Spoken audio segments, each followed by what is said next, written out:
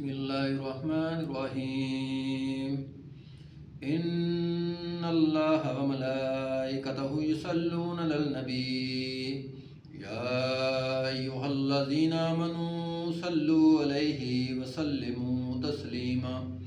بے شک اللہ تعالیٰ اور اللہ تعالیٰ کے فرشتے ملائکہ حضرت محمد صلی اللہ علیہ وسلم پاک پر درود و سلام بھیجتے ہیں۔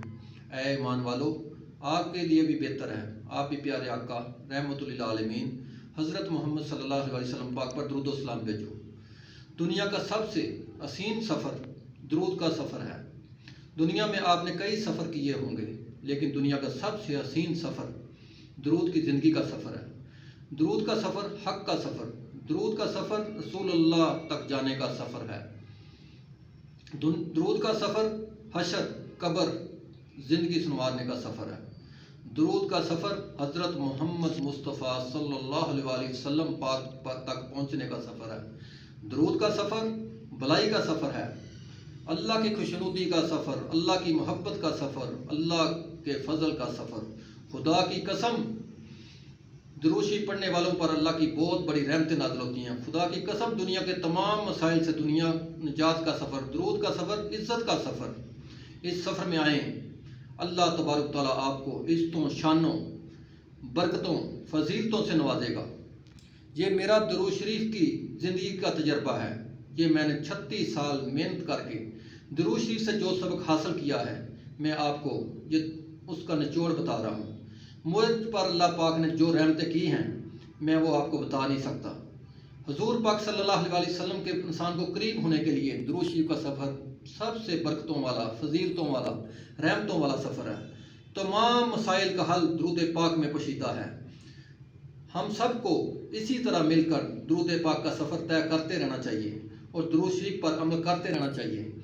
درود شریف پڑھنے سے انسان پر جتنی رحمتیں، جتنی برکتیں نازل ہوتی ہیں، یہ آپ سوچ بھی نہیں سکتے۔ میں نے 333 بار روزانہ رات کو تہجد میں تقریباً 101 مرتبہ درود شریف پڑھتا ہوں، باقی ساری نمازوں میں ملا کے روزانہ 333 بار پڑھ رہا ہوں۔ اور اللہ پاک نے مجھ پر درود ابراہیمی کے صدقے اتنی رحمتیں، اتنی برکتیں نازل فرمائی ہیں جو میں آپ کو بتا نہیں سکتا۔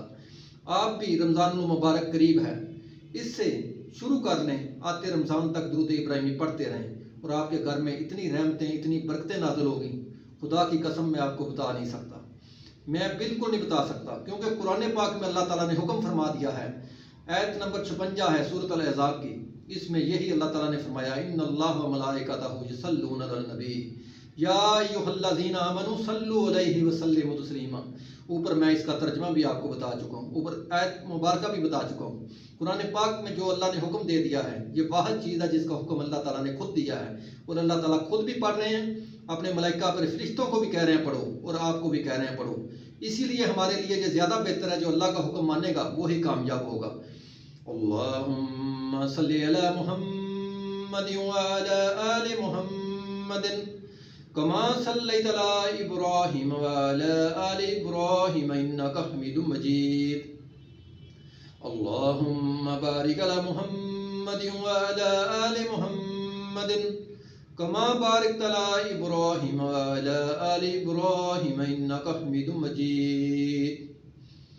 خادم درود ابراہیمی ڈاکٹر محمد عامر شہزاد اولک۔ آمین ثم آمین، صدق اللہ العظیم۔